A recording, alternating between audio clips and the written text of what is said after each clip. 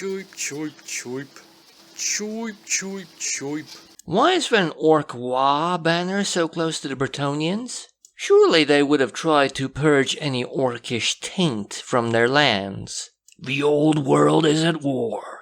The dwarven clans and the orcs vie for control of the Badlands region, as well as the holds. The Bretonnian duchies still ply their trade of chivalry, but tensions are still high with those who dwell in the forest. And the human empire is trying to convince all the other human kingdoms to belong under their banner and sovereignty. Well, the vampires try and do the same, except by spreading their undead taint. And all of them are under threat from whatever dwells in the Chaos Wastes. It's total war and all that.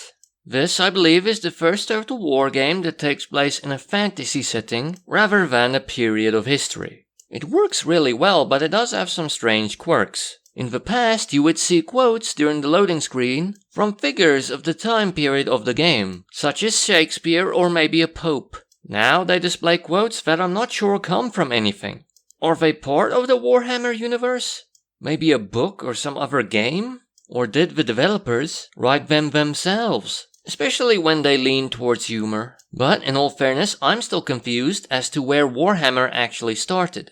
And don't worry, in my opinion, you don't need to know any of the lore. They give a few descriptions, lines of history, the way some factions react towards you during diplomacy, suggesting history, some faction-specific quests. There's enough here to infer a story. Not that it's necessary, mind you, it is a Total War game. Your campaign is the story, and at best any story acts more like world building, in the same way that history did for the other games. I'm Roman, and I will conquer everyone else. The Mediterranean will be mine. Ultimately sounds very similar to, I lead this dwarven clan. I will re-establish the holds and take over the Badlands. Similar feeling, just in a more dangerous magical world now. A rather pleasant-looking world. Very detailed and visually varied fantasy campaign map. With magical landmarks, strange biomes, an ocean that sees very little use. Apart from that one time a chaotic army got the drop on me. And the different biomes don't just mean that's a different battle map. Some areas cause attrition to your armies. Would you like to die in the desert or die in the woods? Maybe die from corruption if it's spread far enough. It kind of elevates your expansionist desires, because even moving across this territory is dangerous for my units, so I should keep that in mind in my strategy. Because you conquer a wide variety of places, and stamp your faction upon them, or otherwise succumb to the many dangers this world has to offer. I believe this entry in this series does something different to the others. I believe so anyway. I apologize, I've been gone since Rome 2. This one is different in that you can only take over settlements of your and one other folk type. Usually, humans can conquer other humans as well as undead settlements, and vice versa. Dwarven clans can only take over other dwarven holds or orcish settlements in the Badlands. And once again, vice versa. Bretonnians are kind of like the humans, and I guess, because I don't have the DLC, that the Wood Elves can conquer Wood Elf settlements, as well as some Bretonnian settlements, as well as some dwarven holds. So you can't just conquer everyone. Initially, this is a bit deflating. But then you realize, finally, a purpose for the lesser used facets of this game. I, at the very least, usually ignored diplomacy to a great extent. I always felt they were lacking in usefulness. That they, at best, delayed war between you and other factions. Because eventually, you were gonna take them over. But now, some of them you simply can't take over. They make ideal allies. For instance, during my playthrough as the dwarves, I had no reason to attack the border princes. I wouldn't get their territory, and this way I would still keep them as a trading partner. Plus they were a nice little shield, keeping me from possible attackers from the west, while I expanded south. The only conceivable reasons to attack them would be if they were hostile towards me for some reason, or to sack their settlements for gold. Sure, if they don't want to be friends with you, then you can attack them. You won't expand your territory, but you can burn theirs to the ground and take them out of the game. You know, salt the earth. If it weren't for the folk restriction, I never would have raised any settlements. That would have been wasteful. Plus, this gives a new lease of life on another thing I ignored personally, vassalage. force someone into being your ally and paying you tribute. So in this game you become a leader amongst others, instead of an undisputed overlord, unless if you love extermination. But I warn you that will be long and finicky work. The fantasy setting also gives the benefit of far more distinction between the factions, at least amongst different folk. Some have armored units and war machines. Others use more magic, and thus their heroes arguably become more useful. Some have weak infantry but the most powerful cavalry in the game. Some factions use monsters and beasts, and others are all-rounders. At the very least it gives some spectacular sights, and at most it delivers a wider array of tactical options, if you plan ahead and are patient. Let's be done with this. Some factions even have different ways of moving around the map, to say avoid armies, or to get there quicker than the standard route would have allowed. They can be great tools for sneak attacks. They also have different things they can research and different buildings they can construct. And while it may seem like a difference in description at first, the different folk can really go about civics in different ways. For instance, the undead have a building that gives a little bit of currency as well as public order. Also, some powerful, useful buildings for later settlement stages. Dwarven factions have buildings that increase trade income, and the Bretonnians have a peasant economy, which really alters your playstyle with them. My free playthroughs with different factions felt fairly different as well. Obviously, they start in different places with different early game factions to interact with. But my playstyle had to be different as well. Then we go on to the real-time combat. I usually didn't engage in that. I auto-resolved unless I lost. Then I would load and try it myself, sometimes changing the results. Plus there are some quest battles that can only be resolved manually. The combat is fun but slow. Marching takes time. And these critters are hardy. But that gives you a bit more time to react to a situation without having to pause. Feels a bit more natural.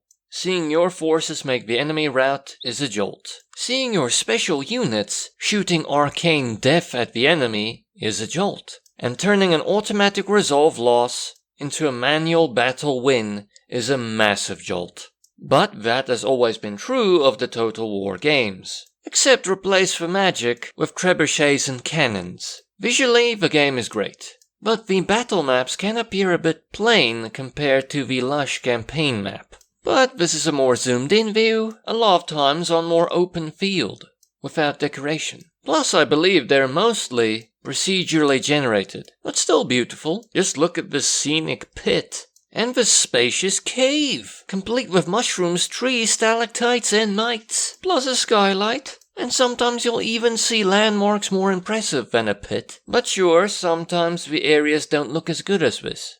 Can look a bit barren, featureless. But hey, it's the desert. The troop and building design are also good, but some people may not like the more fairy tale elements. Those more well-trod ones. Maybe I'm being harsh here, but when's Dracula gonna turn up?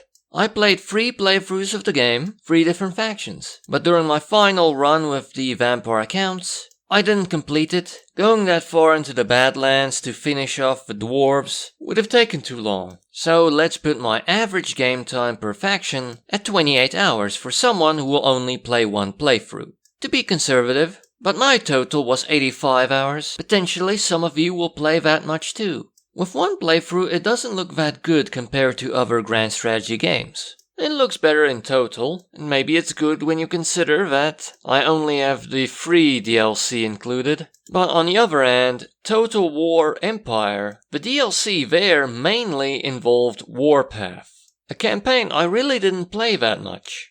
The game has an okay Steam price. 599 Rand full price.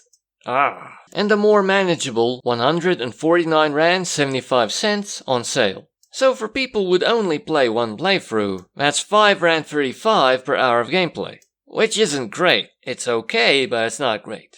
If we're talking my kind of hours, that goes down to 1 Rand 77 per hour of gameplay. A lot better, and it justifies it as cheap in my opinion. But please only consider this value for money if you see the same kind of game time potential. I know the DLCs are frustratingly expensive and numerous and may make some completionists pull their hair out. But I played it pretty much vanilla and I enjoyed it quite a bit. Just please remember the game does have a few free DLCs, and you have to connect them manually to your account on the game's Steam page. This is particularly important if you want to play as Bretonnian factions.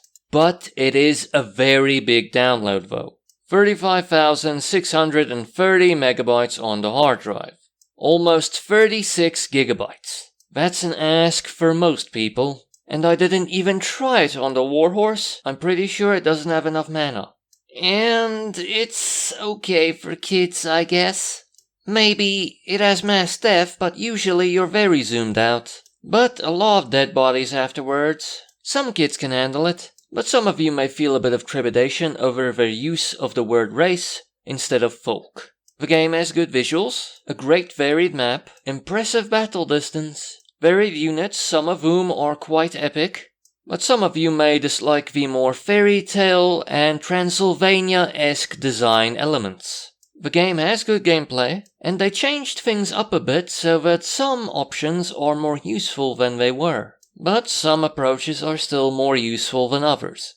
The combat is fun too, with a lot of different unit types offering tactics. But sometimes you won't have the appropriate recruiting facilities that will have your armies living up to their potential, and other times you'll just feel the urge to rush in bluntly. But that's still fun if you have the numbers to crush them.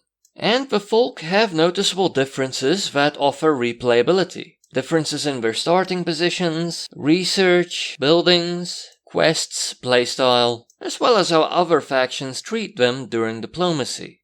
At the very least, some replay value there. The game isn't that hard, but difficulty can be adjusted. I played it on normal, but the slider goes far more right than it does left. The game also doesn't really have a story, it's more like world building. Pretty good world building though. An established franchise? Is that the right word for Warhammer?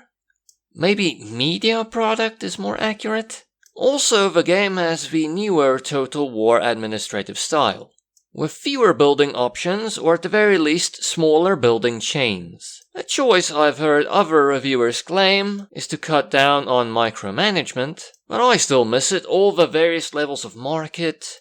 But I suppose in this fantasy context it really helps you focus on the action, encourages you to move over that beautiful map. And on the con side, firstly, some due diligence. There was this visual issue once where I zoomed in on a battle, and the animations kind of looked like stop motion. It didn't appear to be lag, it's almost as though it was a coping mechanism for such a large fight. But I did fight larger battles, I believe, but in all fairness I didn't partake that much in manual combat as said.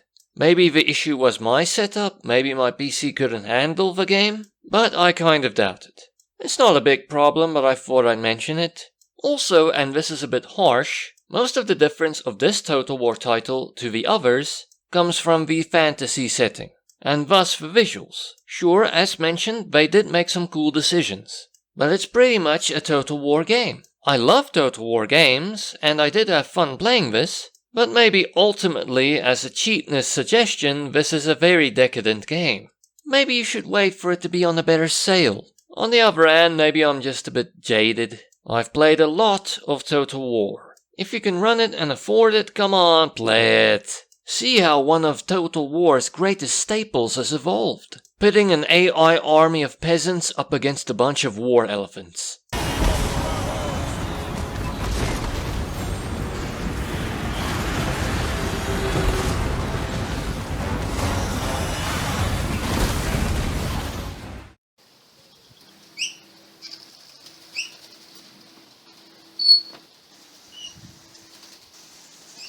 Choip, choip, choip. Choip, choip, choip.